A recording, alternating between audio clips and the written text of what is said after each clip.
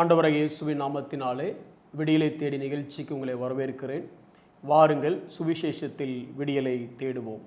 தேவன் மனிதனானார் அப்படிங்கிறதை குறித்து தியானித்து கொண்டிருக்கிறோம்.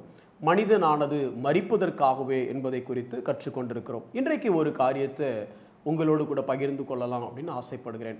ஒரு வசனத்தை வாசித்து நாம் ஆரம்பிக்கலாம். 1 யோவான் 3வது அதிகாரம் 16வது வசனம். அவர் தம்முடைய ஜீவனை நமக்காக கொடுத்ததினாலே அன்பு இன்னதென்று அறிந்திருக்கிறோம். நாமும் சகோதரருக்காக ஜீவனை கொடுக்க கடனாளிகளாய் இருக்கிறோம். அதை இப்படி சொல்லலாம் நினைக்கிறேன்.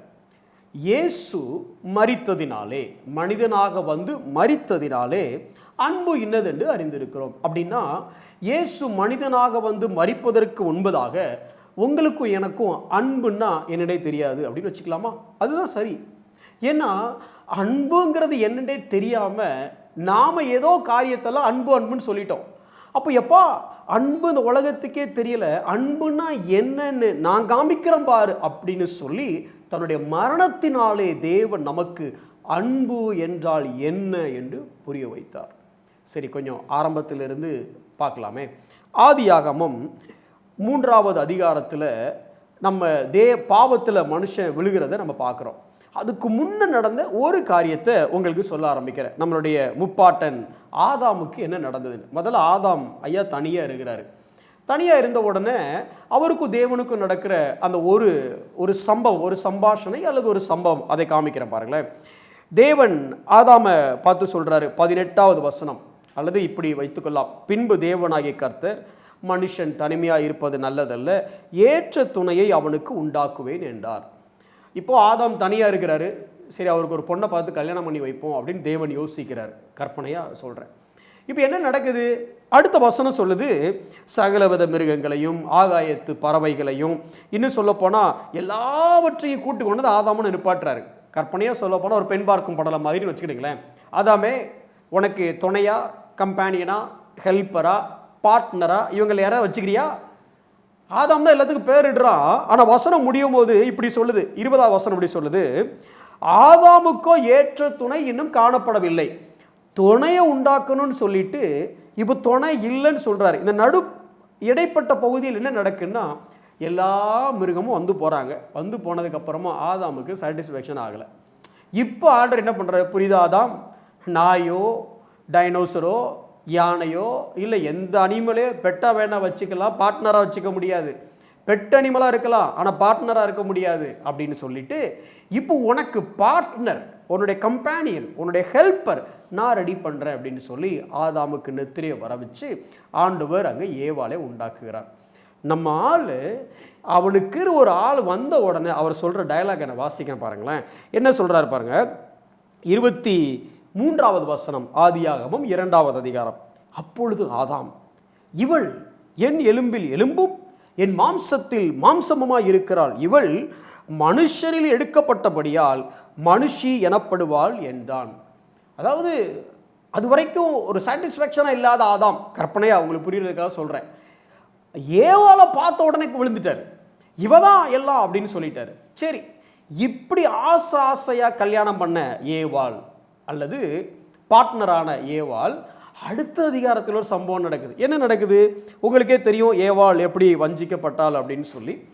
வஞ்சிக்கப்பட்ட பின்பு அதுக்கப்புறம் தேவன் வருகிறார். வந்து என்னப்பா என்ன நடந்துச்சு அப்படின்னு கேட்குறாரு. இப்போ நம்மால் ஆதாம் சொல்கிற பதிலை பாருங்களேன். ஆதாம் 11வது வசனத்தில் ஆண்டவர் கேட்குறாரு, ஏன்பா நான் புசிக்கக்கூடாதுன்னு சொன்ன கனியை நீ புசிச்சியா அப்படின்னு கேட்குறாரு. கேட்ட உடனேயே அதற்கு ஆதாமுடைய பதில் என்ன அப்படின்னு பார்த்தீங்க அப்படின்னா, ஆதாம் சொல்கிறார், என்னுடனே 12வது வசனம், ஆதியாகமம் 3வது அதிகாரம் 12வது வசனம், என்னுடனே இருக்கும்படி தேவரீர் தந்த ஸ்திரியானவள் அவ்விருட்சத்தின் கனியை எனக்கு கொடுத்தால் நான் புசித்தேன். என்னப்பா ஆதாம் தப்பு பண்ணின அப்படின்னு கேட்டால் அதுக்கு அவர் என்ன சொல்கிறார் பாருங்களேன். நான் ஒரு பொண்ணு ஆசையா என் எலும்பில் எலும்பும் என் மாம்சத்தில் மாம்சமும் இவள் மனுஷன்னு சொன்னனே, அவா கொடுத்தா அப்படின்னு சொல்ல. என்ன சொல்கிறான் இங்கே பாருங்க, ஆண்டவரே நான் பழத்தை சாப்பிட்டது என் மேலே தப்பு இல்லை, நம்பர் 1. நம்பர் 2, பழத்தை நான் சாப்பிட்டதுக்கு காரணம் இந்த பொண்ணு. எந்த பொண்ணு? நான் ஆசையாக கூட்டு வந்தேனே அந்த பொண்ணு இல்லை, தேவரீர் நீர் தந்த பொண்ணு. அப்போ பிரச்சனை என் மேலே இல்லை ஆண்டவரே. அப்போ கொஞ்சம் யோசிச்சு பாருங்க, முற்றிலும் தேவ சாயலாய் படைக்கப்பட்டிருந்த ஆதாம். எப்படி? தேவன் ஆதியாம் 1வது அதிகாரம் 26, 27 வாசிக்கும் பொழுது, தேவன் தமது சாயலாக அவர்களை உண்டாக்கி இருந்தார். அப்போ தேவன் அன்பாகவே இருக்கிறார். அப்ப அன்பின் சாயலா உருவாக்கப்பட்ட அந்த ஆதாம் பாவத்தில் விழுந்த உடனேயே சொல்லுகிற முதல் வார்த்தையே சுயம் தலை தூக்குகிறது அங்க. அப்போ சுயநலம் இல்லாத அன்பில் இருந்த ஆதாம் சுயநலம் பொருந்திய ஒரு அன்புக்குள்ளாக வரான். அப்போ ஒரிஜினலா அன்பு என்றால் என்னங்கிறத டெஃபினிஷனே இங்கேயே மறந்து போயிருது. என்ன சொன்னா? மனுஷி என்னுடைய எலும்பு என்னுடைய மாம்சம்னு சொன்னவன் பாவம் உள்ள போன உடனேயே நான் பிரச்சனை இல்லை, இவ தான் பிரச்சனை, இவளால தான், இன்னும் சொல்ல போனா உம்மால தான் தேவனே எல்லாம் வந்துச்சு அப்படிங்கிறான். அன்பு சுயநலமான அன்பாக மாறிவிட்டது. பழைய ஏற்பாட்டில் பல எடுத்துக்காட்டுகளை நீங்கள் பார்க்கலாம். தேவனுக்கு சிநேகிதன் எனப்பட்ட ஆபிரகாம் தன்னுடைய மனைவியை எகிப்துக்கு போகும் பொழுது பிரச்சனைக்கு பயந்து நீ சகோதரின்னு சொல்லிடு, ஏன்னா என்ன கொன்றுவாங்க. அப்போ தன்னை காப்பாற்றிக்கிறதுக்காக தன்னுடைய மனைவியவே நீ என்ன சகோதரன் சொல்லு. கொஞ்சம் யோசிச்சு பாருங்க, இன்னைக்கு இருக்க மனைவியாக இருந்தால் நீ எல்லாம் புருஷனாயா, எதுக்கு என்னை கல்யாணம் பண்ணி கூட்டு வந்த, என்னை கூட்டு வந்து உன் உயிரை காப்பாற்றிக்க என்ன பணையம் வைக்கிற? ஆபிரகாம் அன்பு எங்க? செல்ஃப் லெஸ் லவ் இல்லை. சரி, அப்படியே கொஞ்சம் யோசிச்சு பார்த்தீங்கன்னா ஈசாக்கும் ஏறக்குறைய அதே காரியத்தை ஒரு இன்ஹெரிட்டன்ஸாக எடுத்துகிட்டே செய்கிறாரு. அவரும் அதே பொய்யை சொல்கிறாரு. சரி, கொஞ்சம் அடுத்து பாருங்கள், யாக்கோபை பாருங்கள். தன்னுடைய சொந்த சகோதரன்னு தெரியும், அவன்கிட்டருந்தே ஆசீர்வாதத்தை பிடுங்குறாரு, தன் சொந்த தகப்பனுக்கிட்டே ஏமாத்துறாரு. இப்படியே நீங்கள் வரிசையாக யோசித்து பார்த்துட்டே வந்தீங்கன்னா சுயநலம் இல்லாத அன்பு என்பதை இந்த உலகம் மறந்து விட்டது, அல்லது சுயநலம் இல்லாத அன்பு இந்த உலகத்திலே மறைந்து விட்டது. ஆண்டவர் படைக்கும் பொழுது தன்னுடைய சாயலாக படைத்தார். அப்போ இந்த மனிதனுக்கு அன்பு என்றால் என்ன என்பதை மறந்து விட்டான். இன்றைக்கி யாராவது வந்து மேபி ஒரு வாலிப சகோதரன்கிட்டையோ சகோதரிட்டையோ யாராவது ஐ லவ் யூ அப்படின்னு சொன்னாங்கன்னா உடனே அவங்க கேட்கணும், உனக்கு லவ்னா என்னன்னு தெரியுமா? அல்லது இப்படி சொல்லலாம், அன்பே இல்லாத நீ எப்படா என்ன ஏன் மேலே அனுபவிக்க முடியும்? இப்படின்னா ஒரு பிச்சைக்காரன் வந்து உங்களை நான் உன்னை கோடீஸ்வரன் ஆக்குறேன் அப்படின்னு சொன்னால், ஏன்டா நீயே பிச்சைக்காரன், நீ எப்படா என்ன கோடீஸ்வரன் ஆக்குவ? அதே போலத்தான் அன்பு என்றால் என்னென்றே தெரியாத இந்த உலகம் அன்பு கூறுகிறேன் அப்படின்னு சொல்லுது. அதுக்கு தான் தேவன் கொடுத்த வார்த்தை என்ன சொல்லுது அப்படின்னா, 1 யோவான் 3:16 இப்படி சொல்லுகிறது, அவர் தம்முடைய ஜீவனை நமக்காக கொடுத்ததினாலே அன்பு இன்னதென்று அறிந்திருக்கிறோம். எனக்கு அருமையான சகோதரனே சகோதரியே, தேவன் தன்னுடைய சொந்த குமாரனை நமக்கு பலியாக கொடுத்ததினாலே தான் இந்த உலகத்தில் இருக்கிற நமக்கு அன்பு என்றால் என்ன என்று புரிகிறது.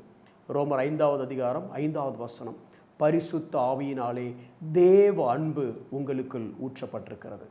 அதனால தான் அன்புங்கிறத நம்மளால் புரிந்து கொள்ள முடிகிறது. கண்களை மூடி நாம் ஜெபிப்போம். அன்புள்ள ஆண்டவரே, அன்பு என்றால் என்னவென்று அறியாத சுயநலவாதிகளாக வாழ்ந்த எங்களை உம்முடைய குமாரனின் அன்பினாலே அந்த அன்பின் ராஜ்யத்திற்குள்ளாக எங்களை கொண்டு வந்து எங்களை வழிநடத்துவதற்காக நன்றி செலுத்துகிறோம். இந்த உலகம் எங்கள் மூலமாக தேவனின் அன்பு அல்லது உண்மையான அன்பு என்ன என்பதை கண்டுகொள்ளக்கூடிய அப்படிப்பட்ட ஒரு சாட்சியுள்ள ஜீவியத்தை நாங்கள் செய்ய எங்களுக்கு கிருபை புரிந்தருளும். எங்களுடைய வார்த்தையிலும் எங்களுடைய வாழ்க்கையிலும் தேவ அன்பு வெளிப்பட்டு தேவ அன்பை மற்றவர்கள் கண்டுகொண்டு தேவ ராஜ்யத்திற்குள்ளாக வரக்கூடிய அந்த கிருபையை எங்களுக்கு தாரும். இயேசுவின் நாமத்தில் ஜெபிக்கிறோம் நல்ல பிதாவே, ஆமென்.